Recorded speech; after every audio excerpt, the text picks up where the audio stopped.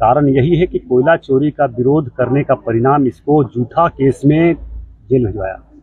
मैं दावे के साथ कह रहा हूँ, ये पहला घटना नहीं है। जब जब बांसजोड़ा में उस आतंक और अत्याचार के खिलाफ जो जो आवाज उठाया, उसको झूठा केस में जेल जाना ही पड़ा। नमस्कार, जोहार एचएनएन देख रहे हैं आप। धनबाद में कोयला माफियाओं का जो आतंक है वो किसी से छिपा हुआ नहीं है, चाहे गर्भवती महिला हो या फिर किसी पार्टी से, राजनीतिक पार्टी की नेत्री हो। मैं रजनी रवानी की बात कर रही हूँ, आजसू नेत्री, और उस 4 महीने की प्रेग्नेंट महिला अनीता की। इन दोनों केसों में धनबाद के कोयला माफियाओं का नाम आया कि आखिर कोयला माफियाओं का दबदबा धनबाद में इतना बढ़ क्यों गया है। वो इसलिए क्योंकि वहां पर सफेद पोश लोगों के साथ में उनके जो संबंध हैं बड़े मधुर हैं।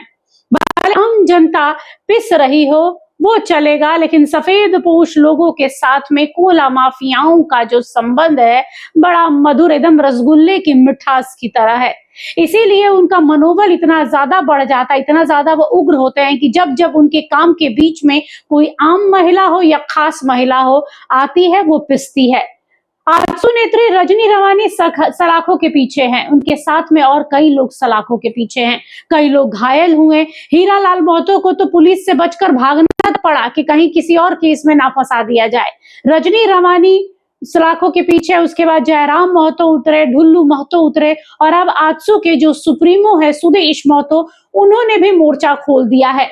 सोशल मीडिया पे उन्होंने एक पोस्ट डाला है जिसमें हेमंत सोरेन सरकार के कार्यकाल में जो अपराधी हैं और अपराध है बढ़ रहे हैं, उस पर उन्होंने लंबा चौड़ा पोस्ट लिखा है। उनका कहना है कि कोयला माफियाओं का इतना बोलबाला है कि यहाँ पर आम जनता के लिए कोई जगह ही नहीं है, और ये कहीं ना कहीं सरकार के शह मिलने पर ही हो रहा है। एक बार देख लेते हैं क्या लिखा है सोशल मीडिया पर उन्होंने। धनबाद के लोयाबाद थाना क्षेत्र के बांसजोड़ा में कोयला माफिया के हमले में घायल तथा फर्जी मुकदमे में जेल भेजी गई आजसू नेत्री रजनी रवानी के ससुराल वालों से हीरालाल रवानी तथा अन्य परिजनों से सुदेश महतो ने मुलाकात की।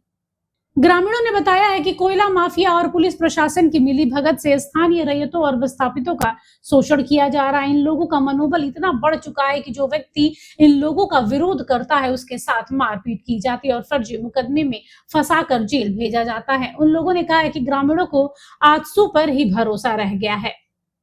इसके अलावा हाल फिलहाल में आजसू पार्टी की ओर से भी एक सोशल मीडिया पर पोस्ट डाला गया है जिसमें लिखा है, लोयाबाद में आजसू नेताओं पर हमले और झूठे मुकदमों में फंसाने के विरोध में कलियासोल प्रखंड मुख्यालय में आजसू पार्टी के द्वारा मसाल जुलूस निकाला गया और आक्रोश व्यक्त किया गया। इस आंदोलन के माध्यम से आजसू पार्टी ने स्पष्ट किया है कि अन्याय, माफियागिरी और राजनीतिक संरक्षण के खिलाफ संघर्ष लगातार जारी रहेगा। इस अवसर पर केंद्रीय महासचिव संतोष महतो, बोकारो जिला परिषद उपाध्यक्ष श्रीमती बबीता देवी और केंद्रीय सचिव श्री भास्कर ओझा के साथ कई लोग उपस्थित थे। Bureau report HNN news. बहरहाल आजसू ने मोर्चा खोल के रखा है। आजसू के साथ में बीजेपी भी है क्योंकि ढुल्लू महतो भाजपा से आते हैं। इधर जेल केम भी है, जेल केम से जयराम महतो आते हैं, डुमरे विधायक। उन्होंने भी बोल के रखा है, लंबे समय से ढुल्लू और जयराम में तनातनी देखी जाती है। दोनों एक दूसरे पर कहीं ना कहीं से उठाने का आरोप लगाते रहते हैं। ढुल्लू महतो पर भी कई हजार करोड़ के कमाई का आरोप लगाया था। जयराम ने बिना नाम लिए कहा था कि भाई इतने हजार करोड़ के मालिक कैसे हो गए हैं। और धनबाद कोयला के लिए ही जाना जाता है ज्यादातर देखा जाए तो। इन माफियाओं के संबंध जो सफेद पोश लोगों से हैं, आज कहते हैं ना कि जिस सांप को आप दूध पिलाएंगे वही सांप आपको आज नहीं तो कल डसेगा। वही हाल धनबाद में है। इन माफियाओं को पहले शय दिया गया है और अब ये शय में इतना ज्यादा आगे बढ़ गए हैं कि आम खास राजनीतिक पार्टी किसी को नहीं देख रहे। क्या महिला, क्या पुरुष, क्या बच्चे, बस अंधाधुंध गोलियां चलानी है, ताबड़तोड़ गोलियां चलानी। और धनबाद में फिलहाल और कुछ सुनाई दे न दे, गोलियों की तड़तड़ाहट जरूर सुनाई देती है। अब आजसू ने मोर्चा खोला है तो कोई ना कोई हल जरूर निकलेगा। रजनी रवानी को सलाखों से बाहर निकालने के प्रयास में जुटा है पूरा आजसू। इसके साथ में उनके परिजनों से लगातार मुलाकात कर रहा है कि कहीं उन्हें ये ना लगे कि मेरी बहू को या मेरी बेटी को अकेले छोड़ दिया गया है, मेरे परिवार को। इसलिए उनके परिवार के लोगों से लगातार आजसू के कार्यकर्ता और नेता समर्थक मिल रहे हैं। हाल फिलहाल में ढुल्लू महतो भी पहुंचे थे उनके परिवार के जनों से मिलने, रजनी रवानी से मिलने। जयराम ने इस पर मुद्दा उठाया।